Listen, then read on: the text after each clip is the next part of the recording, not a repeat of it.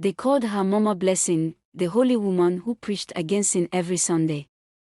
But at night, she ruled the biggest ASHAWAO hotel in town. What happened inside her lodge will terrify you.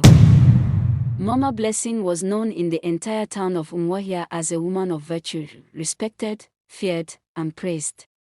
Her husband, a retired elder, died years ago, leaving her a small fortune and a big house. From that house, she built two things, a church and a hotel, one for salvation, one for sin. To the public, she said the hotel was just for travelers.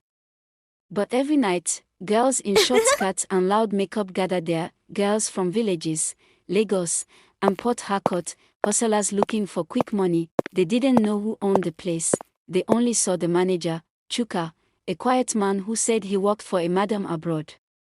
Only the boldest of the girls ever saw Mama Blessing in person, and those who did never forgot her face.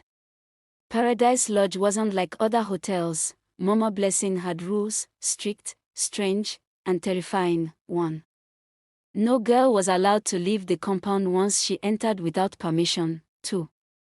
Every customer's payment went to the front desk first. Mama Blessing took her cut before the girl saw a naira. 3. Any girl who got pregnant had to fix herself immediately, or Mama Blessing would fix it for her. 4. Most frightening, no one must ever mention her name to any customer. If you did, you disappeared. The girls used to whisper about one of them, Ngozi, a beautiful 19-year-old from Owerri. She came in full of dreams, saying she'd hustle for 6 months and start a boutique. One night, a rich man came in and recognized Mama Blessing's voice in the corridor. The next morning, Ngozi's room was empty. Her things gone. Her name never mentioned again, but every Sunday, that same woman, Mama Blessing, stood in church, speaking in tongues, laying hands on people, shouting, "The Lord is my shepherd."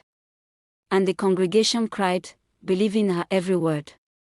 Then came Amarachi, the girl who changed everything. She was different from the others. Educated, confident, and desperate. Her mother was dying in the village, her father long gone. She came to town searching for work, and when she couldn't find any, she met a man at the park who said, "You can work at Paradise Lodge. Good money, quiet life." At first, Amarachi thought it was a normal hotel job, till she saw what really went on at night. The first time she met Mama Blessing was unforgettable. The woman sat behind a gold-trimmed table, Bible open in front of her, her voice soft but sharp. "My daughter, here we fear only God. And me." Amarachi trembled. There was something cold in Mama Blessing's smile, a power that made you obey even when you didn't want to. But Amarachi was not like the others. She started to ask questions. Why were some girls suddenly transferred to the upstairs rooms and never seen again?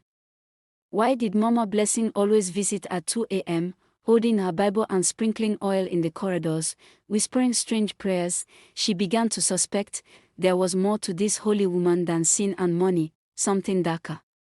One night, during a heavy rain, Amarachi heard crying, soft, muffled, like someone begging for help. It came from the basement, a place locked with iron chains. The next day, she asked the cleaner about it. The woman looked around, lowered her voice, and said, "Don't ever ask about that place. That's where she keeps the ones that offend her, before they vanish." Amarachi's blood ran cold, vanished. That night, she hid behind the staircase and watched Mama Blessing walk into the basement, wearing her church robe, holding her Bible in one hand, and a bowl of red oil in the other. What Amarachi saw next would change everything she believed about good and evil. The next day Mama Bless decided to close her church. The whole town talked. It happened suddenly, no announcement, no prayer service, no farewell. One morning, people came for Sunday worship and found the big white gates of Mercy Fire Ministry locked. The signboard had been removed. The pulpit was gone, and even the cross at the top of the building was missing. A small note was pasted on the gate, written in her bold handwriting, "God has asked me to take a break from ministry. The Lord is leading me elsewhere." But everyone knew that was a lie. Rumors spread like Hamatan fire. Some said she had a dream where God told her to stop, others whispered that something dark was haunting her. What no one knew was that the night before the church closed, Amarachi had disappeared. After Amarachi's disappearance, Mama Blessing changed. She no longer pretended to be the holy woman everyone knew. She stopped attending church services, stopped giving to charity, and stopped talking about salvation. Now, her life revolved around Paradise Lodge, the house of pleasure and pain. Every night, she sat in her office at the top floor, wearing long robes and gold bangles that jingled as she moved.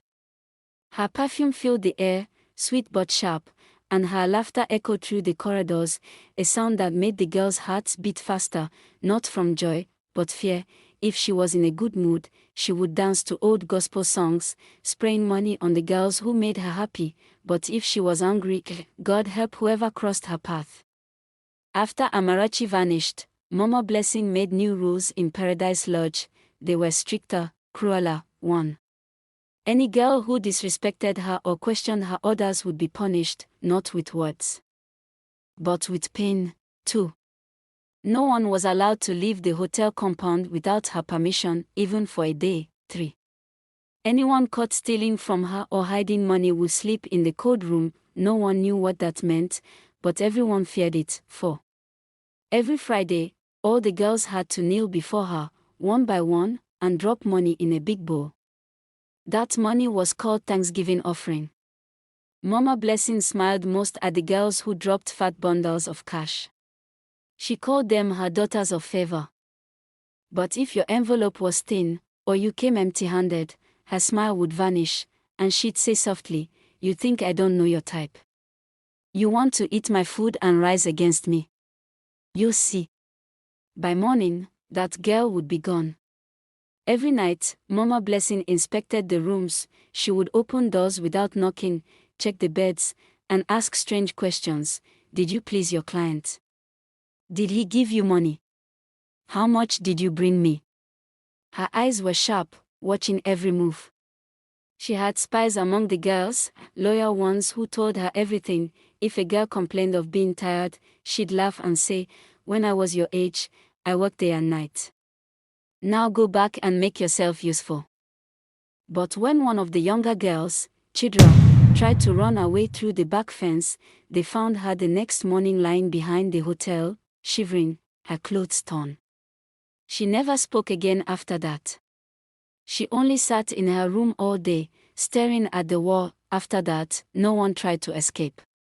To outsiders, Mama Blessing still acted like a kind businesswoman. She helped people pay rent, gave money to widows, and sponsored church harvest even though her own church was closed. People said, "Ah, Mama Blessing is generous. God will bless her." But the girls at Paradise Lodge knew the truth. Behind her smiles was a woman filled with cruelty, a woman who could switch from laughter to rage in seconds. Sometimes, she'd call all the girls to the courtyard, make them kneel in a line, and start preaching like before. "I built this place with prayer," she'd say. "Any of you that tries to spoil it will die like a thief in the night." And then she'd sprinkle water on them, calling it holy water. But the girls knew it wasn't ordinary water. Every time she used it, someone would fall sick or disappear. Months passed. Mama Blessing grew richer. More cars came to the lodge. More girls arrived, more disappeared. She thought her past was buried. She thought no one would ever speak of Amarachi again, until one night, during heavy rainfall, she heard a sound, faint, soft, and familiar, a voice whispering her name through the storm, "Mama Blessing. You will never rest." She froze. The air around her grew cold. The candles in her office flickered.